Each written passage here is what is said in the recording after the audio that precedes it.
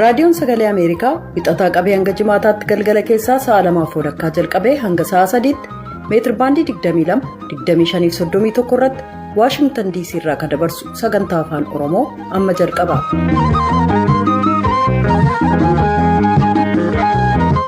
Dhaggeeffattoota keenya gama raadiyoo marsaa intarneetiif saatalaayitii Naayilsaatiin akkasumas feesbuukiidhaan sagantaa keenya hordofaa jirtan bakka jirtanitti nagaan keenya sinaa dhaqqabu akka mooltan. Kibxata adoolessa 6 bara 2021 keessummeessituun keessanarraa Antuu Jubee Horaati. Sirni awwaalcha nama Itoophiyaa keessatti ijoollee abbaaf haadha hin qabaanne kumaan lakkaa'aman gargaaruudhaan beekamanii kan Dooktara Kabajaa Abbabach Gobanaa har'a magaalaa Finfinnee Bataskaana Kaateediraal Sillaaseetti raawwatameera. Aangawoonni mootummaa olaanoo maatiileef qaamonni hawaasaa adda addaa sirna kanarratti argamanii jiran. Jaarmiyaan fayyaa addunyaa ka tokkummaa mootummootaa faca'ina COVID-19 kan sababaa akaakuu vaayirasii haaraa daran daddarbuun beekameetiin guutummaa Afrikaa keessa babal'ataa jiru dhaabuuf akka tarkaanfii hatattamaa fudhatamu waamicha dhiyeesse. Qophiin keenya waa'ee uummata Oromoo immoo kabara jireenya isaaniitti guddinaaf barnoota hawaasa horsiisee bulaa Oromiyaa gama kibbaaf qooda guddaa gumaachan seenaa jireenya jaatanii alii ta'an nutti fuulleffata. Hanga xumura sagantaa keenyaatti nu waliin turaa jenna dhaggeeffattoota keenya. Piroodyusariin Tamsaasa Har'aa Birhaan Haayiluu, Tamsaasa Intarneetiif Miidiyaa Hawaasummaa kan qindeessitu immoo Tigisti Gammeetii oduuf gara bafa qaaduuttan isin dabarsa.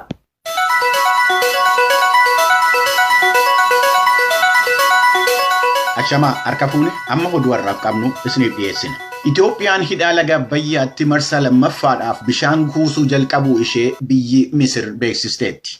Dhimmichi haala gaanfa Afrikaa irratti muddama uumuu akka danda'uu fi manni maree nageenyaa addunyaa dhimma kana irratti marii gochuudhaaf akka deemaa jiru Associated Press gabaaseera. Walga'ii kana irratti Sudaanis kan hirmaattu yommuu ta'u, tarkaanfii bishaan kuusuu kana ilaalchisee biyyi Masir yaada kennite keessatti waliigalteedhaan ala bishaan kuusuu jalqabuun nageenyaa fi tasgabbii naannichaatiif sodaachisaadha jetteetti. Hidhicha ilaalchisee waldhabiinsi amma jiru Itoophiyaan bishaan isee barbaachisu ammamitti guuttee fixxi isa jedhuu fi yoo hongeen bara dheeraa biyyoottan gajjallaa jiran irratti dhalate Itoophiyaan bishaan ammam gad lakkisuu dandeetti kan jedhudha. Sudaaniif Masir akkaataa guutinsa bishaanichaa fi itti fayyadamummaa ilaalchisee wanti hidhaan seeraa itti godhame tokko jiraachuu akka qabu dhaabbanni mootummoota gamtoomanii mootummaan United States fi gamtaan Awurooppaa akka isaan gargaaru gaafachaa akka jiranu hin beekamu. Ajajaan waraana humna Tigraay murtiin dhukaasa dhaabuu marii irratti hundaa'e mootummaa Itoophiyaa wajjiniin akka taasifamu gaafataniiru. Mootummaan Itoophiyaa lolicha hin moonee jedhu. Tuujubeen gabaasa kana bal'inaan dhiyeessiti. Humnoonni mootummaa Itoophiyaa Maqalee keessaa ba'anii torban tokko booda Rooyitersiif ibsa kennan Tsaadqaan Gabratinsaay injifatamuu humnoota Abiy booda amma waliigaltee lola dhaabinsaa haa tolfamu jechaa jirra jedhan. Rakkoo jiru maraaf furmaata siyaasaa arguu isa jedhuuf jecha of qusannee jirraa hawaasi addunyaa haala kan yoo hubate nan fedhaa jedhan. Bakka hin beekamne irraa bilbila saatalaayitiin akka dubbatanitti filmaati kabroon hin jiru taanaan filmaati ittaanu tarkaanfii waraanaan furmaata fiduu yaaluudhaa jedhan. Dubbii muummicha ministeeraa Abiy Ahmediif hoogganaan gurmuu dhimma Tigraay yaada kanaaf battala deebiin kennine. TPLF mootummaan dhalattoota Tigraay irratti loogii oofuudhaan aangoo ofii waaltessuuf yaalii gochaa jiraa jedhe. Mootummaan akka jedhetti kan inni tarkaanfii fudhataa jiru garee yakkamtoota TPLF irratti. Dubbiif wal barbaaduu dhaabanii gargaarsi namoomaa namoota beela'an kanneen kumaan lakkaa'aniif akka dhaqqabu gochuuf dhiibbaan sadarkaa addunyaa gamlamaan irra jira. Mootummaan Itoophiyaa torban darbe erga humnoonni isaa tarsiimoodha jechuun Maqalee keessaa baasee booda lola dhaabiinsa gam tokkoo labsee jira. Addi bilisummaa uummata Tigraay immoo lola dhaabiinsa sana akka qoosaati jechuun fudhatama dhabsiisuudhaan mootummaa naannoo sana keessaa ari'uusaa dubbata. Dilbata darbe addi bilisummaa uummata Tigraay akka jedhetti mootummaa waliin marii waa'ee lola dhaabiinsaa kamittuu utuun seeniin loltoonni Eertiraaf naannoo hullaa kan Amaaraa guutummaan gamasii bahuu qabu jedhe. Loltootatti dabalaa bobbaasuun dhabamuusaaf mirkanuun jiraannaan sadarkaa qajeelfamaatti lola dhaabiinsa san nan simadha jedhe. Garuu waliigalteen kamuu sirnawaa ta'uusaa dur haalawwan wal duraa duubaan guutamuu qabu jedhe. Kunis naannoo sanaaf gargaarsi dhorkaa malee akka dhaqqabu akkasumas tajaajila guutuu kan akka ibsaa teleekoominikeeshiniif kunuunsa fayyaa bakkatti akka deebi'u ka jedhu of keessaa qabaa jedheera. Tsaadqaan gaaffiif deebii sanarratti yoo Abiy lola Tigraay keessaa injifatamuu isaan amanu ta'e lolli itti fufa jedhan Mootummaan beekaa naannoo sana gargaarsi akka hin dhaqqabne dhorkee jechuun himatanii loltoonni mootummaa Itoophiyaa 8,000 ta'an illee yeroo ammaa hidhamtoota waraanaa ta'uu dubbatan. Dubbiimaan waraana Itoophiyaa Koloneel Geetnet Adaanee lakkoobsi hidhamtoota waraanaa Tsaadqaan jedhan ol kaafamee afarfame jedhan. Rooyitersis lakkoobsa kana dhuunfaan hin mirkaneessine. Kan waggaa 67 ta'an Tsaadqaan bara 1991 innaa mootummaan Dargii fonqolchame hoogganaa TPLF turan. Wixata darbe muummichi ministeeraa Abiy paarlaamaaf ibsa kennaniin dargaggoonni Itoophiyaa miliyoonaan lakkaa'aman yoo barbaachise lola Tigraay keessatti fedhiin ni hirmaatu garuu furmaata nageenyaa akka barbaadan tuqaniiru. Filannoo Itoophiyaa isa marsaa 6ffaa irratti kan hirmaatan paartileen naannoo Affaar adeemsaa fi bu'ii filannichaa irratti komii dhiyeessaniiru. Paartiin Adda Bilisa Baasaa Affaar, Adda Tokkummaa Warraaqsa Dimokiraatawaa Affaar, Paartii Saba Affaar, Paartii Haqaawaa fi Dimokiraatawaa Saba Affaar akkasumas sochii dimokiraatawaa saba lammii argobbaa ta'uudhaan ibsa Finfinnee keessatti gaazexeessootaaf kennaniin komii isaanii kana himaniiru. Miseensi mana maree paartilee kanaa obbo Muusaa Adam akka VOA'tti himanitti filannoo keessa kan galan ittuu qophaa'insi gahaanii hin jiraatin ittuu qaawwaan adda addaa jiru ta'uu isaa himanii yommuu galmeen filattootaa gaggeeffamaa ture kaardiin gahaanii filattootaaf akka hin kennamne dabballoonni paartii biyya bulchaa jiru kaardii sana ofii isaaniitti qabatanii guyyaa filannoo akka namaa fi hiraa turanii dubbataniiru. Guyyaa filannoos namoonni hedduun al tokko caalaa deddeebi'anii sagalee kennaa akka turanii fi taajjabdoonni paartii mormitootaas akka hari'aman obbo Muusaan himaniiru. Boordiin filannoo biyyoolessaa Itoophiyaa filannicha ilaalchisee ibsa gidduu kana kenneen buufata filannoo 46 keessaa 30 irratti komiinii fi iyyannoon dhiyaachuusaa ibsee komiin paartilee Affaaris akka qoratamu himuu isaa gabaasaan raadiyoo sagalee Ameerikaa Masfin Arraagee gorsituu dhimma sabquunnamtii boordichaa Sooliyaanaa Shimallis caqasuudhaan gabaaseera. Dhimma kana irratti aangawoota mootummaa naannoo Affaar haasofsiisuudhaaf yaaliin godhame akka hin milkoomne fuula duratti yaanni isaanii yommuu argamu akka keessummeessuunis Masfin Arraagee gabaasa isaa keessatti ibseera.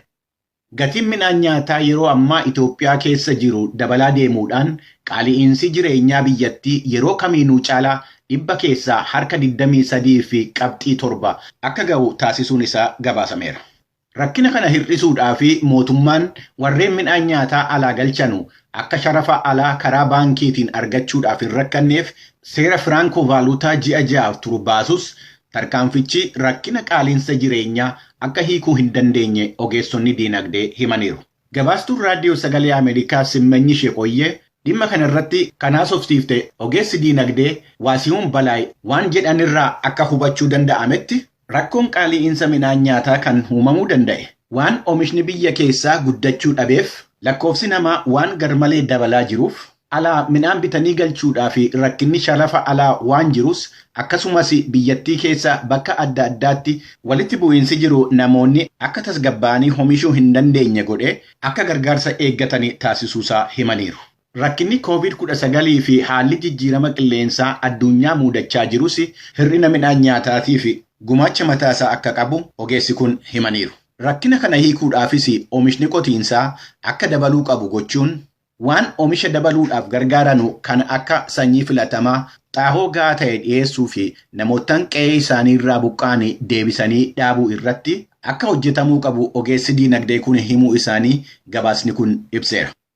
Lammiileen Yuunaayitid Isteetsi akka talaallii farra dhibee COVID-19 fudhachuu itti fufan Pireezidaanti Joo Baayiden lammiilee biyya isaanii hubachiisaniiru. Karoorri talaallii mootummaan Joo Baayiden amma adoolessa 4 guyyaa birmadummaan biyyattii itti kabajamu irratti gahuudhaaf qopheesse akka yaadametti deemuu hin dandeenye. Bulchiinsi Baayiden amma adoolessa 4tti harka 100 keessaa harki 70 guutummaadhaan talaallii argachuu akka qabu yaadus dhaabbanni ittisaa fi to'annoo dhukkubaa biyyattii akka jedhetti lammiilee biyyattii keessaa harki 67 talaallii marsaa duraa yommuu fudhatan kan marsaa lammaffaa fudhatan harka 47 qofa. Dhaggeeffattoota keenya oduun har'aaf qabnu kanuma qophiilee keenya afanii wajjiniin turtii gaarii. Kan dhagaa jirtan as Waashingtan DC irraa kan darbu raadiyoo sagalee Ameerikaa sagantaa afaan Oromooti.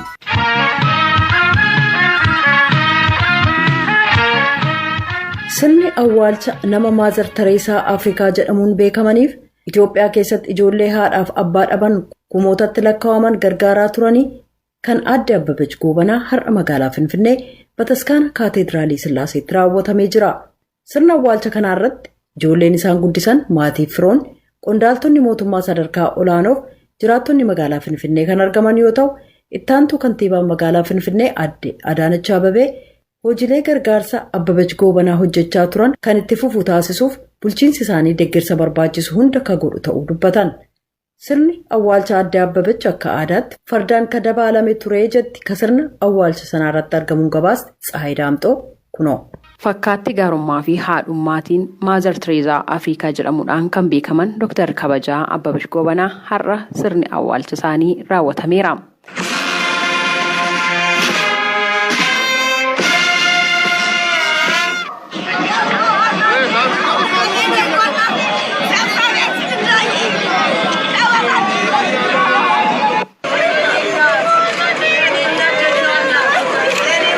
Kabaja olaanaadhaan sirni gaggeessaa kan taasifameef Dr. Kabajaa Abbabach Goobanaa akka aadaa bakka dhaloota isaaniitti fardaan himamaafii tureera.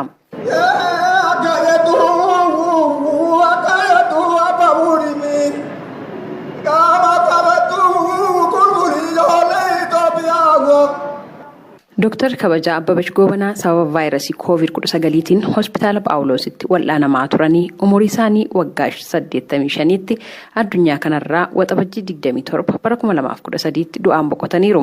Sirni awwaalcha isaaniis har'a bakka ijoollee isaan guddisan qondaaltonni mootummaa sadarkaa adda addaarra jiran bakka firoottan maatii fi jiraattonni magaalaa Finfinnee argamanitti Bataskaana Kaatedraalii Sillaaseetti raawwatameera. Maatii Dr. Kabajaa Abbabach Goobanaa bakka bu'uudhaan gadda isaanii kan ibsan obbo Biraanuun aadde Abbabach dhala ofiif dahan kan hin qabne ta'anis haadha ijoollee kumaatamaatii jechuun ibsaniiru. ዶክተር አበበች ጎበና ወላጅ አባታቸው በጣሊያን ባንዳዎች ሲገደሉ የእህታችን ዕጣ ፈንታ ዶክተር Kabajaa Abbabach Goobanaa abbaan isaanii baandaa xaaliyaaniitti kan ajjeefaman yommuu ta'u carraan obboleettii keenya abbaa isaanii akaakayyuu isaanii biratti guddachuu ta'e obboleettiin keenya osoo umuriin isaanii gaa'ilaaf hin geenye heerumsiisan maatiin fedhii isaaniitiin haa ta'u malee obboleettiin keenya didanii abbaa manaa jalaa baduun gara Finfinnee dhufan. Finfinnee keessatti deeggarsa nama tokko malee dhaabbilee garaagaraa keessatti qacaramuun hojjechaa turan bultiis ijaarratan. Gaarummaan obboleettii keenyaa har'aa kun waliin kan guddate ta'uu isiniif mirkaneessuun barbaada.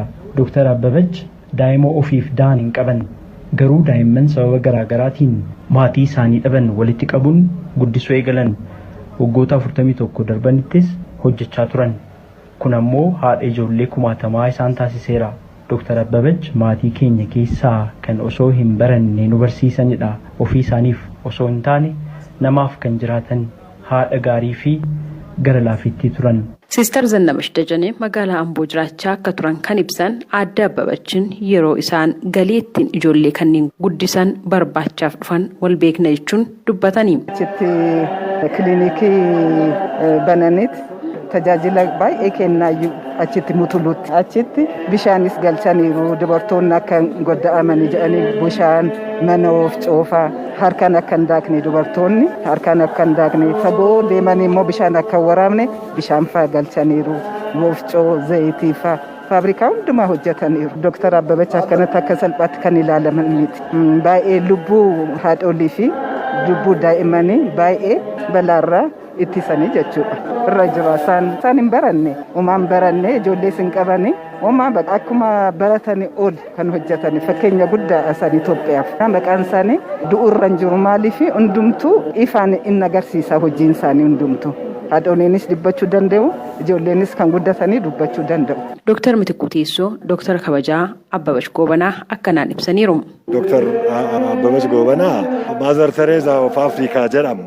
Akkanatti jennaan nutis maalii Itoophiyaa irra darbee Afrikaafuu misaalee ta'uu danda'u jechaadha. Haadha hundaati ofii isaaniitii otoo hin baratiin yookiin barumsa baay'ee otoo hin qabaatiin miliyoonaan ijoollee guddisanii doktoroota baasanii ijoollee biyya kanaa waan baay'ee hojjetan baasanii firee isaanii kan argan jechaadha. Ittaantuun kantiibaa magaalaa Finfinnee aadde Adaanach Abeebee sirna gaggeessaa addabaabayii masqalaatti taasifame irratti akka dubbataniin aadde Abbabach gara laafettiidha.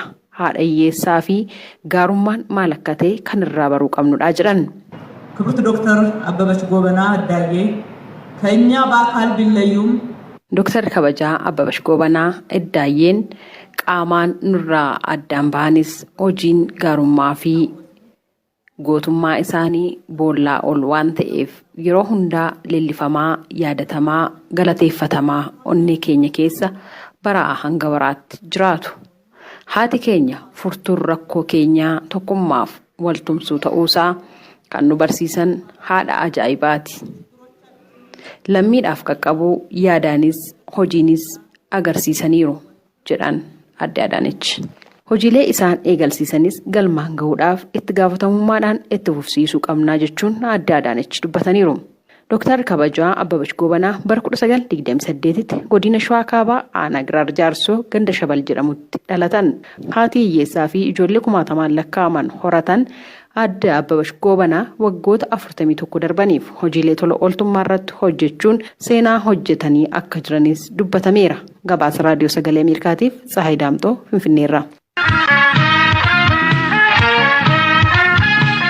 Kun Raadiyoo Sagalee Ameerikaatti dhaggeeffatoota keenya amma immoo gabaasattaa nutti ceena. Jaarmiyaan fayyaa addunyaa akka tokkummaa mootummootaa faca'ina COVID-19 akaakuu vaayirasii haaraan daran daddarbuun beekameef ka guutummaa Afrikaa keessa babal'ataa jiru dhaabuuf akka tarkaanfiin hatattamaa fudhatamu waamicha dhiyeesse. Gabaasa Liisaa Shilaayin jaallannee dhiyeessa. Gabaasaaleen dhiyeenya kana ba'an akka jedhanitti weerarri vaayirasii koronaa Afrikaa keessatti torbanneen 6 darban kana keessa torbaniin harka 25 dabalaa kan jiru yoo ta'u kunis lakkoofsa namoota Afrikaa keessatti dhukkuba COVID-19 qabamanii miliyoona 5.4 kan ga'e ta'uu fi kanneen lubbuu ofii dhaban immoo miliyoona 100 miliyoona 41 ga'uun ibsameera. Jaarmiyaan fayyaa addunyaa keessatti Afrikaaf daayireektara kan ta'an Maatishiidoo Mo'eeti vaayirasiin bifa jijjiirrate gosti 3 faca'ina vaayirasichaa kan Afrikaa keessaa sadarkaa haaraatti ol bute jechuun akeekkachiisan. The speed and scale of Africa's third wave is like nothing we've seen before. Cases are doubling every 3 weeks. Afrikaa keessatti weerarri vaayirasii marsaa sadaffaan ka'e kan ammaan dura mul'atee beeku miti. Torban 3 lakkoofsi namoota vaayirasichaan qabamanii dachaan dabala. Yeroo weerarri marsaa lammaffaa ka'e sana torban 4 dabala ture. Torban darbe namoota 200,000 qabamuutu gabaafame. Ardiin kun eega weerarri vaayirasii koronaa jalqabe as torban isa hamaa ta'a jedhame keessa seentee jirtii jedhan. Yeroo wal fakkaataa kana keessa jaarmiyaan fayyaa addunyaa akka gabaasetti biyyoota Afrikaa 38 keessatti harka 15 dabaluun lakkoofsa ture 3,000 ga'eera. Guddaa dabaluunsaa kun kan dhufe gosti vaayirasichaa akka salphaatti faca'u deeltaan biyyootii keessa seenuusaan akka ta'e ibsameera. Vaayirasiin hedduminaan faca'u kan deeltaa jedhamu biyyoota Afrikaa 16 keessatti argamee jira. Afrikaa kibbaa keessa immoo caalaatti kan jiru ta'uun gabaafameera. Mo'eetiin akka dubbatanitti namoonni dhukkubsatan dabalaa waan jiraniif jecha hospitaala seenanii wal'aanamuu qabu. Namoonni umriin isaanii 45 hin guunneyyuu wal'aansaaf hospitaala seenuu qabu jedhan. Gosti vaayirasii bifa jijjiirrate kan deeltaa jedhamu wal'aansa yeroo dheeraa akka barbaaduu fi caalmaatti namoota ka dhukkubsu ta'uunsaas ragaaleen agarsiisan dabalaa jiran. Afrikaan tallaalii lubbuu namaa du'arraa oolchu kana hanqina kan qabdu ta'us jedhan Mo'eetiin uummanni of eeggannoo barbaachisan gochuun haguuggii afaaniif funyaanii gargaaramuu fageenya namoota waliin qaban eeggachuu fi daddabalanii harka dhiqachuun faca'ina vaayirasichaa ittisuuf gargaaraa jedhaniiru. With WHO's guidance, countries are taking action to curb the rise in cases. Qajeelfama jaarmiyaan fayyaa addunyaa baasu hordofuun biyyoonni lakkoofsa namoota qabamanii akka hin daballeef tarkaanfii fudhataa jiru. Hordofuun biyyoonni lakkoofsi namoota haaraa qabamanii akka hin daballeef tarkaanfii fudhataa jiru. Weerara irra deebi'ee ka'e kana keessa biyyoonni jiran walitti qabama uummataa daangessuun uummanni walirraa fageenya barbaachisu akka eegan gochaa jiran. Ogeeyyiin waa'ee dhukkubootaa qoratan barnoota kennan kabajuun biyyi guutummaatti akka hin cufamne gochaa jiran. Waan martii cufamuun kun jireenyaaf keessumaa maatii maddi galii isaanii xiqqaa ta'eef miidhaa qabaa jedhaniiru. Talaaliin amma jiran vaayirasii bifa jijjiirrate irratti haala quubsaan kan hojjetan ta'uu fi vaayirasii inni hamaan akka daran hin facaane ittisuu akka danda'an mirkanaa'ee jira. Biyyoota addunyaa irratti dureeyyii ta'an keessa tallaaliin kun akka garaatti kan argaman yoo ta'u garuu Afrikaa keessa hin jiran. Kanaaf biyyoonni tallaalii irraa hafaa qaban hanqina Afrikaa keessaa guutuun akka gargaaraniif moo'eettiin gaafatanii jiru. Afrikaan qofaatti dhiifamtee weerara hamaa vaayirasii koronaan akka rakkattu ta'uu hin qabus jedhaniiru.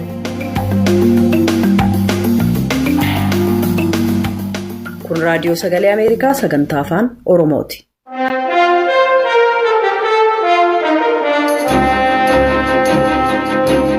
Waa'ee uummata Oromoo kana beektuu laata? Qophii waa'ee uummata Oromoo kanarraa seenaa Jaatanii Alii Taandhuutti fuulleffata. Jaataniin Booranatti dhalatan achiin booda Finfinneef biyyoottan alaattis darbanii kabaratan yoo ta'u jiraattota horsiisee bulaa barsiisuuf jireenya fooyya'aa akka jiraatan taasisuudhaan beekamu. Jaataniin kufaatii mootummaa Dargiitiin booda Keeniyaatti ajjeefamanii Marsabeetitti awwaalaman. Jiraattonni godina Booranaa immoo soodduun isaanii gara Oromiyaatti utuu deebifamee jechuun gaafachaa jiran. Waajjirri aadaa fi tuurizimii godina Booranaa kanaaf deebii qaba. Galmoo daawwittu Adaamaarraa gabaasee kunoo. Bara 1944 Boorana Meelbanatti dhalatan jedha seenaan isaanii. Jaatanii Alii Taandhuu maqaa namicha ofitti isaan beekudha. Maatii fi firoottan isaanii ammoo garuu Kiitee jechaan isaan yaamuu jedhu. Abba falmataa Jaatanii Diidaa Boruu qorataan aadaa fi seenaa. Yoo dubbatanis Jaatanii Alii Taandhuu gaafa jalqaba areerootti isaa arge jedhan akkasitti yaadatu. Mukaman barumsaati galan gaafas kutalan baradha jaa'ima.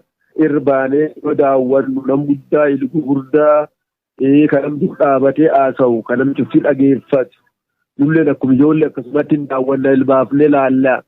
Yoo nuti xiqquma akkas teennee isa deema makiina isa gubatedhanii yoo warri areeroo irbi kaachisee itti reebu.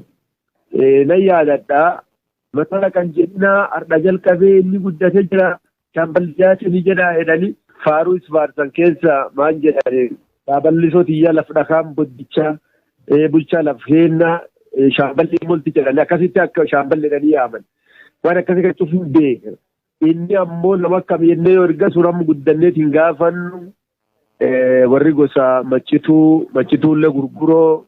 Warri isaanii warri macitu gurguroo kun afaan meegga karoomsoo gololchaa meelbanaa teessoon isaanii gara numbulaa inni akka naannoo sunii dhalate.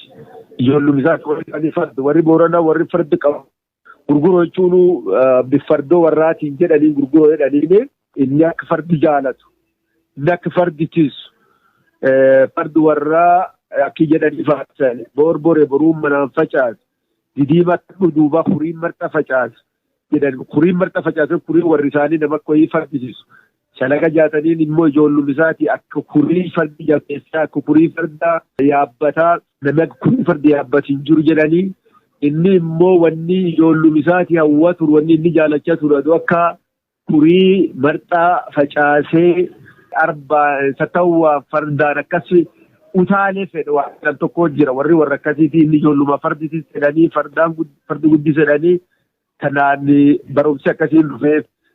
Sana booda bara san biyya ka bulchaa turan Tafarii Makonnan Haile Sillaaseen jechuudha carraa barnootaa ijoollee hedduuf kennaniin mucaan alas diqqaan farda gugsuu jaallatu jaalataniin illee Finfinnee dhufee mana barumsaa gullallee jiru Madaanaalamitti baratee jedhu. Akka abba falmataa jedhanitti Jaatanii Alii barnoota isaanii kutaa 1-6 mana barumsaa Madaanaalamitti sadarkaa 2ffaa Jeneraal Wingeetitti xumuranii achiin duuba mooraa leenjii poolisii seenan.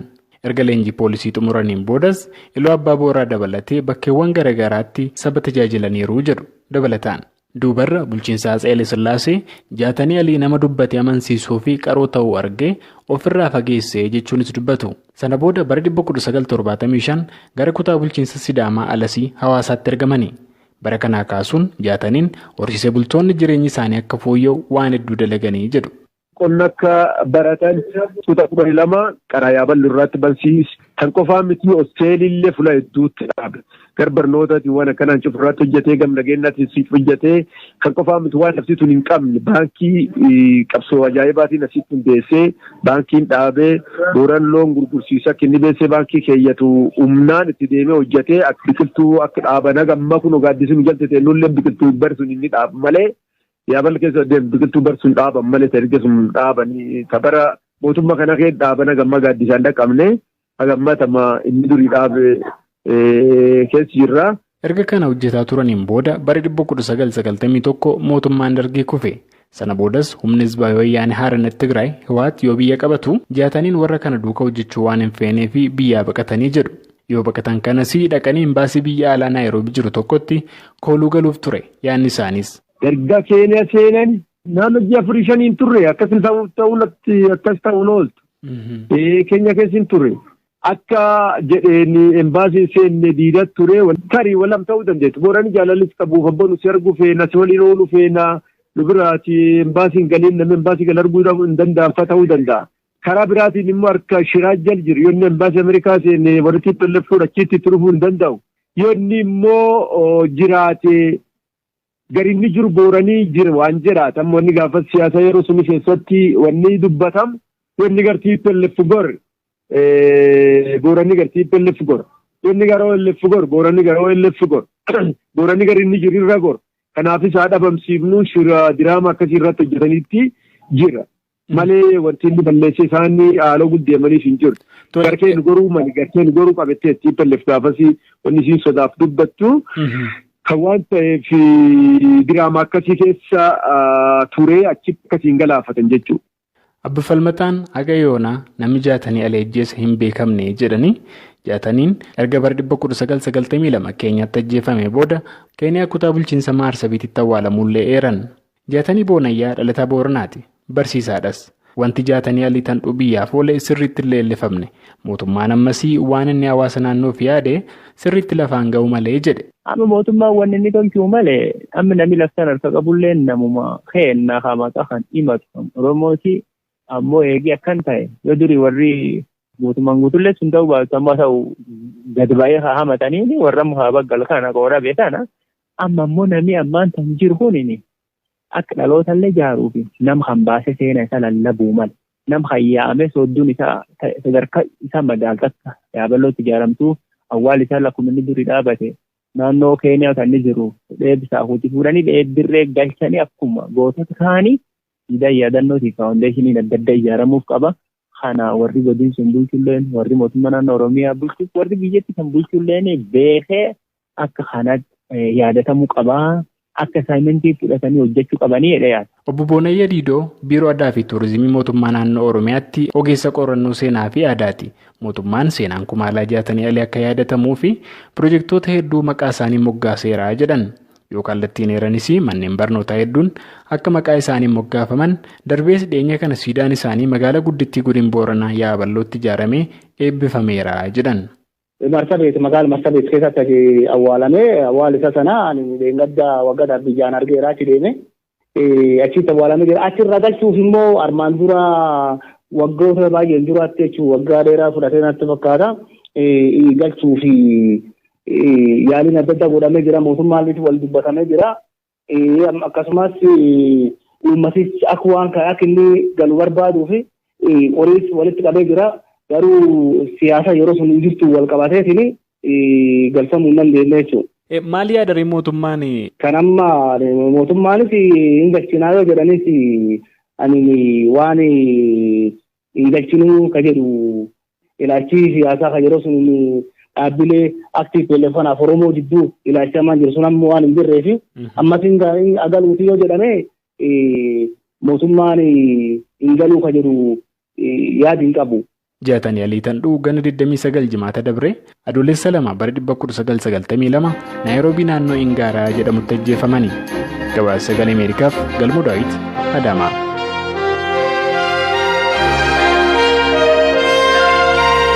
Raadiyoon Sagalee Ameerikaa galgala keessaa sa'a 2:00 jalqabee hanga sa'a 3tti meetir baandii 22 yookaan kiiloo heerzii 13,765 irratti meetir baandii 25 yookaan kiiloo heerzii 2,040 irratti akkasumas meetir baandii 31 yookaan kiiloo heerzii 12,485 irratti wixataa hanga jimaataatti qophii afaan Oromoon dabarsuu irratti raawwata.